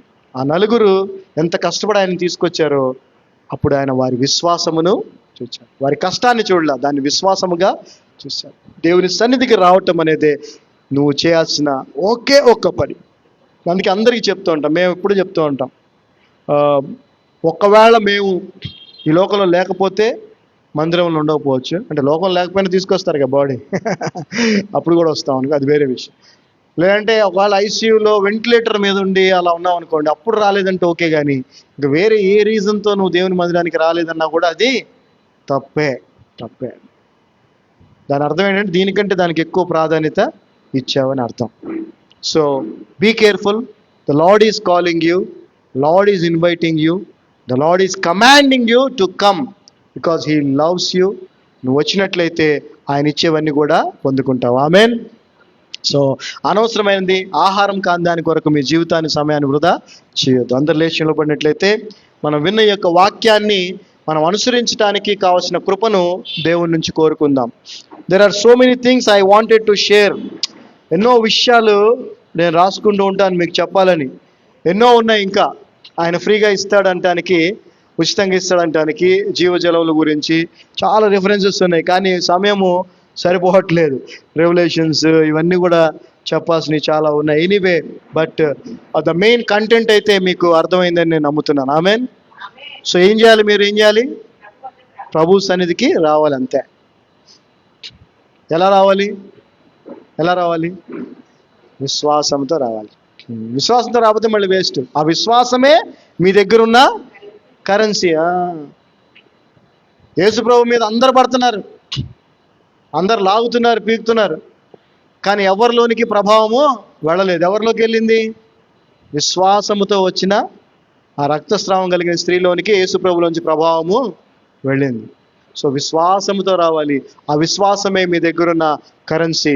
ఆ కరెన్సీతో మీరు ఏదైనా దేవుడు సిద్ధపరిచినవన్నీ కూడా తీసుకొని వెళ్ళొచ్చు. ఆమేన్. హల్లెలూయా. సో మీకు తృప్తి కలిగించిన దాని కొరకు, అసలైన ఆహారం కాని దాని కొరకు మీరు అనవసరంగా మీ యొక్క జీవితం అనేటువంటి సమయాన్ని, విశ్వాసాన్ని వ్యర్థము చేసుకోవద్దు. తండ్రి, మీ కృపను బట్టి వందనాలు. ఈ మధ్యాహ్న సమయంలో మీ పాదాల సన్నిధికి వస్తూ ఉన్నాం. వాక్యం ద్వారా మాతో మాట్లాడి మీ సన్నిధికి మీరు పిలిస్తే దాన్ని నిర్లక్ష్యము చేసే వ్యక్తులుగా మేము ఉండకుండా దాని యొక్క ప్రాధాన్యతను మాకు తెలియజేసినందుకు వందనాలు. పాత నిబంధనలో నోవాహు ద్వారా పిలిచారు, ఎవరు రాలేదు. మీరు నోవాహుని పిలిచారు, నోవాహు లోబడాడు, అతని కుటుంబం లోబడింది, రక్షించబడింది. ఆ తర్వాత నూతన నిబంధనలో అయా నీ కుమారుని ద్వారా ప్రయాసపడి భారం మోసుకొంచిన సమస్త జనులారా నా యొద్దకు రండి అని మీరు అనేక మార్లు పిలిచారు. ఈ 2000 సంవత్సరాలుగా నువ్వు ఏర్పాటు చేసినటువంటి నీ సేవకుల ద్వారా పిలుస్తూనే ఉన్నారు. కానీ నీ పిలుపుకు లోబడేవారు చాలా కొద్ది మందే ఉన్నారు ప్రభువా. ఆ కొద్ది మందిలో మేము ఉన్నందుకు వందనాలు. ఇక మీదట మేము కూడా ఎట్టి పరిస్థితుల్లో నీ యొక్క సన్నిధిని నిర్లక్ష్యము చేయకుండా నీ సన్నిధికి వచ్చి నీ సన్నిధి నుండి, నీ నుండి సమస్తము పొందుకొని అవి మా నుంచి ఇతరులకు కూడా పొంగి పొరలే విధముగా జీవజలములుగా మేము ఉండటానికి సహాయం చేయమని నజరేయుడనే నామమున ప్రార్థిస్తున్నాము తండ్రి. Amen. God blessed us. We are all blessed. Praise the Lord.